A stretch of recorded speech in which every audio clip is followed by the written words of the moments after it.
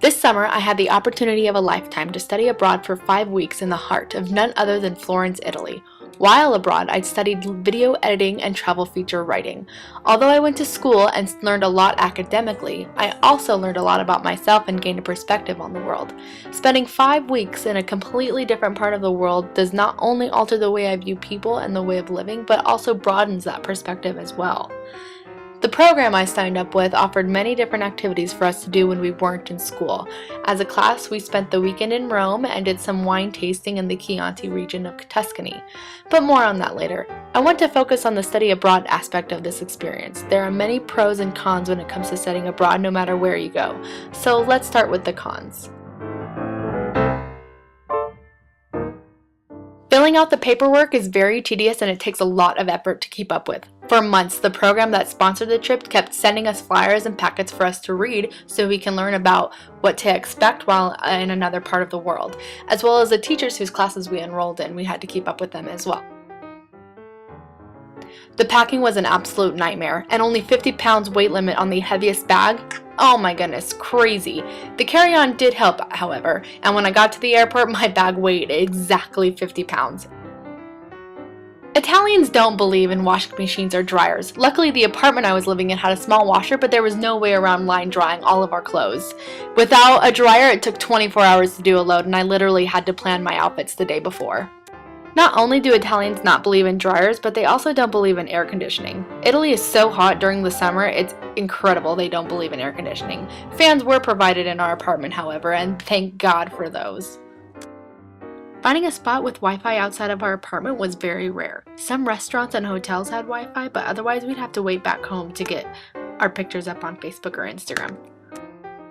Figuring out a cell phone plan was pretty irritating. When we got to Italy, we were able to buy a SIM card for our phone and put minutes on it so we can call and text anytime, anywhere inside or outside the country.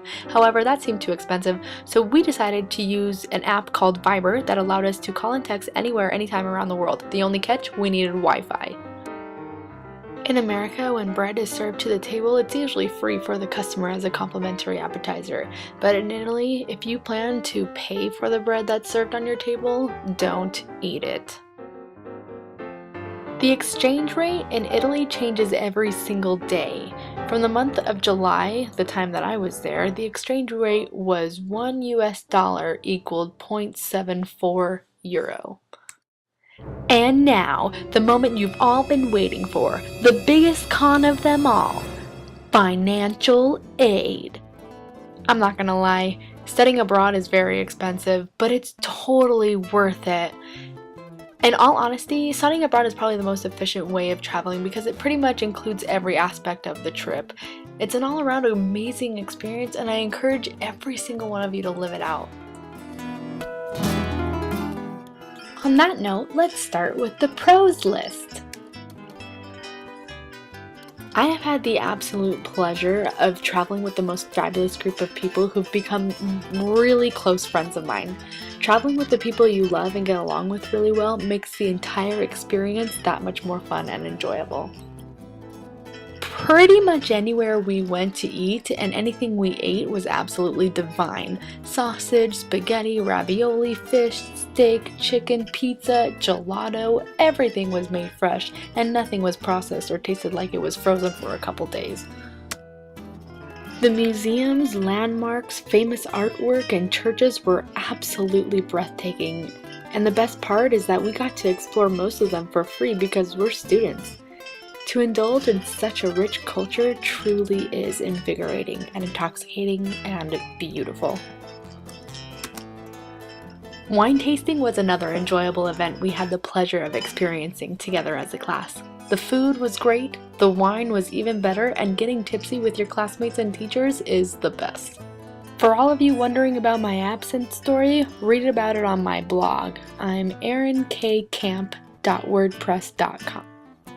Being able to travel outside the country or outside the city of Florence was absolutely awesome.